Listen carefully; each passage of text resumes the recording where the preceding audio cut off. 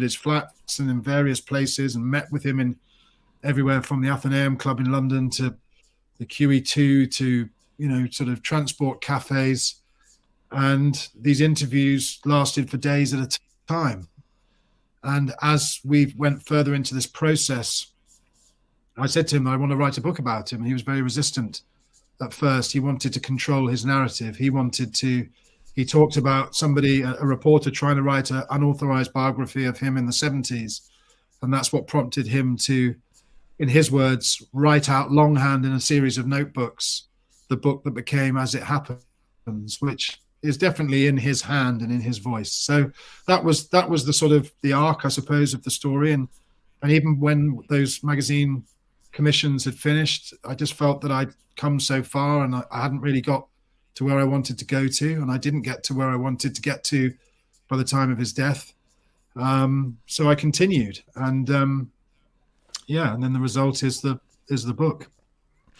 Well, viewers, huge thank you for the slew of questions that have come in already. We're going to go over some of the story first, though, in the order that it happened, and then we'll bring in the questions when we get through the main points of the story.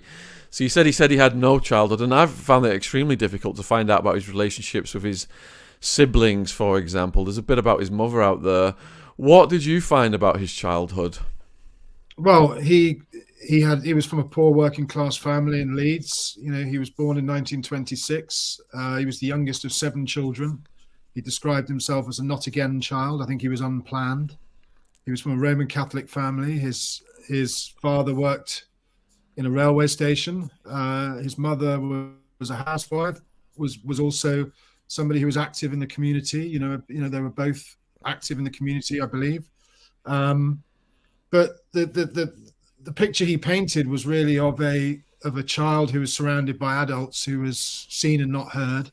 He described himself as having eyes sort of wide open and large ears. He listened to everything, he took it in, didn't say much. He was, as I said, he was surrounded by adults. He was the youngest of 7. Some of his siblings, I think, had left home by the time he was a child. And he described it as a fairly Spartan, unloving, unloved child, who found found sort of, I suppose, emotional closeness in the old people's home that was run by an order of nuns opposite the house or near where the house where he grew up in. And he used to go in there, and the nuns used to sort of take him in to see the old people. And he was even sort of taken in to see them after they passed away, to say his goodbyes. And so it was it's difficult to say. I mean, he was very evasive when talking about his father. He wouldn't even confirm when his father had died. It was always sort of, how the hell should I know? It's like, well, he was your father. His mother, obviously, he idolized and adored. And I don't think, from what he told me, that there was a lot of that adoration or love coming back in his direction, which I think is why he wanted to sort of claim her as his own in later life. Wow, you've raised a few points there then. So do you think that the root cause of his fascination with death and dead people is from what you just described with the nuns, showing him the people who'd passed away as a child? I think he was definitely exposed to the idea of death very early. Obviously, he talks about the accident he had as a child, where he was basically given the last rites, according to him. And his mother went to Leeds Cathedral and prayed to a nun who was later beatified, and he had this miracle recovery from this injury that, according to his mother or one of his sisters, I can't remember which, I think it was his mother, who said that he basically had injured something in his neck, which meant that he had these sort of fits and couldn't close his eyes. He had this sort of staring child who couldn't sleep, to all intents and purposes, for a year, and then was, according to Savile himself, was so seriously ill that he was read the last rites. So, these brushes with death are a common theme throughout the early part of his life, including, the time he supposedly spent as a Bevan boy miner when he was blown up or was, injured in an explosion down a mine, and again, sort of had a very sort of close brush with his own mortality. But I think he was definitely fixated with death throughout his life. And I think there's a good argument that seeing those old people laid out, in the old people's home as a young child, I can only imagine that can only have had a fairly profound effect on him. Do you know what caused the accident that injured his neck, that made his eyes not able to close? I think he fell out of a pram. I think that was the reason was given, if memory serves. Okay, so you've touched on something else there. In The Reckoning, his mum goes into the confessional in that dramatised scene and says that she didn't love him. Do you think that's accurate, that was really paralleled in his life? He was craving his mother's attention and love? I think there's a good argument. I mean, it's very difficult to say. She died in the early 1970s. But yeah, I think that the people I spoke to who experienced Savile with his mother, she was constantly sort of scolding him, he was constantly having to prove himself to her, even at a point where he was providing for her, whether buying her a flat or, taking her out or showering her with the sort of gifts that his wealth allowed him to do. He was constantly having to prove himself to her, which does suggest that, she was quite she was quite old when she had her 7th child. She was well into her 40s, which in 1926, I imagine, it was possibly harder than it would be today. And, they were living with, a work on a small income. His father was I think sort of signed off sick for quite a long time. So I didn't think there was sort of an awful lot of money coming in. So I think things were hard. What about his relationship with his siblings? There was 6 of them, wasn't there? Yeah, I mean, again, he was very evasive about that. I mean, I think the really interesting relationship with his 2 brothers, Johnny, who was the cause of great discomfort to him. Johnny was sacked from his job at a psychiatric hospital in London in 1981 for sexually molesting a patient. And Vince, his older brother, I think he worked in the Navy for a long time, or he was in the Navy for a long time, and then sort of came out and tried to reinvent himself as a sort of Jimmy Savile Mark II, but operating in Wales. And I think that, I think Johnny, his older brother as well, also, liked to dine out on his younger brother's fame. And I think that was something that was uncomfortable to Savile, particularly when, Johnny was sacked from his job for what he did. And, Vince, difficult to say. I mean, he was definitely an eccentric character. And I spoke to people in and around Cardiff where he lived in latter life, and he'd sort of walk around in outlandish costumes and outfits, and sometimes had a snake around his neck. And, again, this sort of heat-seeking missile approach to publicity. It's like, was this apparent in all of them, or did they see that what their little brother was able to do with fame and what came with it? How did World War influence his character development? Interesting. I mean, he was sent to work as a Bevan boy. He was sent away from home.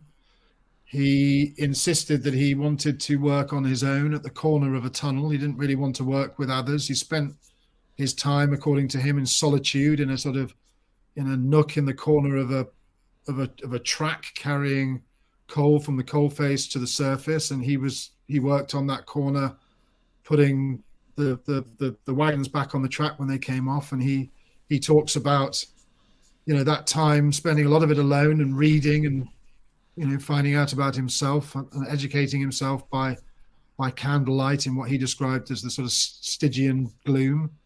But he also discovered the power of oddness, as he described it. One day when he arrived late for his shift, he didn't have time to change, and he was still in his sort of Sunday best suit, presumably from an evening out or whatever. And he went down the pit in the lift in his suit, and all the other miners were looking at him. And, I think the mining community were quite a suspicious bunch. They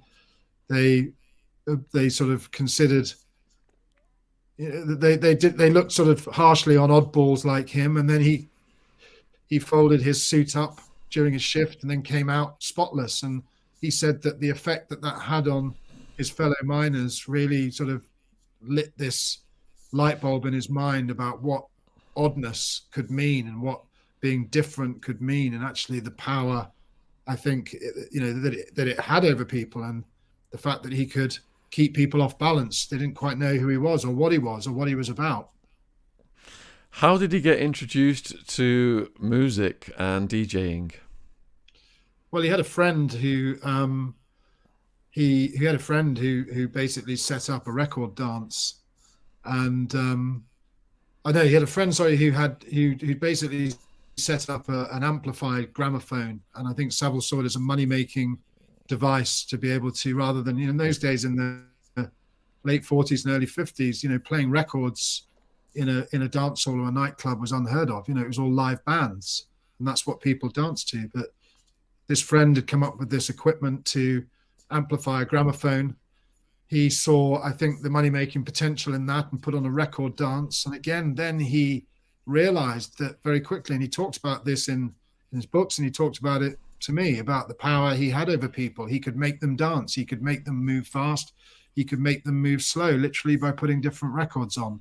And again, it was another sort of staging post in the development of this very strange persona who was very conscious of the power that he wielded over other people, and, as he described it, the power of oddness. So there was a scene in The Reckoning where they had his bouncers beat a guy up, and when he was talking to Louis Theroux, he mentioned, taking people into the basement. So was he into gangsterism as well? Well, I think he was I spoke to some proper gangsters in Manchester and Leeds who sort of scoffed at his gangster credentials, but certainly he delighted in his reputation as a hard man in those days. And as he said, he did boast to Louis Theroux, and he boasted to me on many occasions, and he boasted in other outlets, whether it be his books or his publications, and this was something that came out in a very peculiar series of stories in The Sun, I think it was, in 1982, just as the Stoke Mandeville was about to be open, the spinal injuries unit that he'd raised money for and become the sort of focus of this national appeal. There was this really strange series of stories about this hard man, persona, this other side of Jimmy Savile, this guy who did tie up troublemakers in the basements of his dance halls, who did get his bouncers to rough them up, who did sort of rule with a rod of iron. And he talked about having Sonderkommandos, guys that worked in the concentration camps during Second World War, working as his bouncers. He seemed to, surround. He liked to create this aura of menace, and as somebody who was not to be messed with, and that was something he took all the way through his life. And he, the origin story of that really are the days that he spent as a sort of dancehall impresario and somebody who changed the face of nighttime culture really in Great Britain. So do you think that he went into wrestling to become more menacing? Yeah, I think so, definitely. I mean, he had a friendship with a guy called Bill Benny, who was a sort of famous wrestler in the 50s, huge sort of hulking guy who was a big figure in the sort of Manchester clubland at that time, was also a professional wrestler. I think that the first time was probably, a publicity stunt, that, he was to go in the ring as a publicity stunt, but I think it definitely gilded that image as a guy who was physically strong, who could look after himself, who was not to be messed with. Yeah, and I think that even though his record was pretty awful, and he did get beaten an awful lot, I don't think it did any harm to that persona that he was trying to cultivate. How did he get discovered by Radio Luxembourg? He got discovered by Radio Luxembourg because his dance halls were doing so well. He'd become this huge star within Mecca. Mecca ran dance halls all across the country, and Jimmy Savile was their shining light. He was the guy who'd pioneered these record dances, effectively what we now know as DJs. You know, he had to go up against the musicians union in the early days to play records in between, you know, stints by live bands. But his star had risen within Mecca, and I think that he was seen as somebody who attracted a crowd of teenagers. And at a time when, you know, rock and roll music was sort of erupting across the landscape, who better than the guy playing these records in his dance halls to, you know, adoring teenage fans, to go to front a show called the Teen and 20 Disc Club, which was the big show that sort of broke him on Radio Luxembourg and then led into the BBC. So was his claim that he was the first to do this accurate, being a disc jockey on the turntables? I think there would be others who would definitely counter that, but I think he has a definite claim to be the person who popularized this form of, you know, dancing to recorded music rather than, and also, you know, he was one of the first, you know, high profile dancehall figures to be, you know, using two twin turntables, you know, from, you know, cutting from one to the other. So he definitely has a place in that history of DJs. Whether he was the first or not is very difficult to say. So he was definitely a pioneer. When did he start to commit charitable acts, and what would you think really motivated him? Well, I think he would argue that his charitable acts began early on in life, you know, led by the example of his parents, who, as I said, were active in the local church and in the local community. I think that really it started to, you know, there were small scale fundraisers at his dance halls, but it really started to gather momentum with the I'm Backing Britain campaign, which was under Harold Wilson. And I think he was able to sort of codify his involvement with Leeds General Infirmary and, you know, make that a public part of the I'm Backing Britain campaign. And then we start to see his emergence as somebody who's not just a DJ, not just a dancehall impresario and a radio disc jockey, but somebody who's seen beyond those confines as, you know, working for charity, you know, giving his time. And as we know, you know, the places where he gave his time also afforded him the opportunities to offend. How did he establish such a close relationship with Leeds police?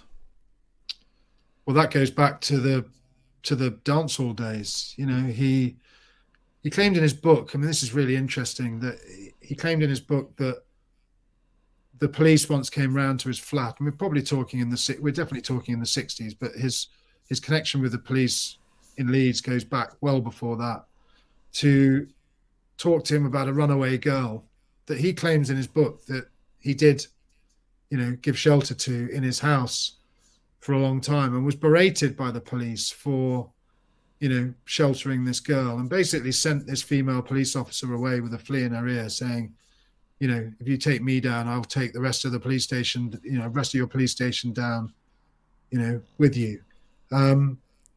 He had close relationships with the police in Manchester. I think that, you know, in those days, you know, things were probably quite lively on the streets at times. As a prominent local dancehall manager, you know, if there were fights or if there were, you know, the police would have probably been in and out of his premises. So he cultivated them from very early on. And what's really interesting is that he was very overt about, you know, even he talked to me about the police, you know, coming in and asking him about, you know, why have you got all these underage girls in your dance hall? And his reply, which was typical, was, you know, would you rather your daughter was in this dance hall with me or out there with all those scumbags and slags, in his own words? So, you know, he had this way of almost putting his guilt right under the noses of the local police, you know, whether it be in Manchester, whether it be in Leeds, whether it be in North Yorkshire, you know, and this goes right the way through to him being interviewed by Surrey Police in 2008 under caution, at Stoke Mandeville at the end of a 2-year investigation by Surrey police. He completely dictated where that interview took place. And after they first approached him or contacted him to tell him they wanted to interview him under caution, it was some months before he got back to them. And it wasn't him who got back to them. It was an inspector at West Yorkshire Police who got back to the Surrey police on Jimmy Savile's behalf, and, mentioned that he gets all these sorts of letters. Again, it's almost like the words were, the words came out of Savile's mouth and were articulated by this West Yorkshire Police inspector when talking to the Surrey police about arranging an interview under caution at the end of a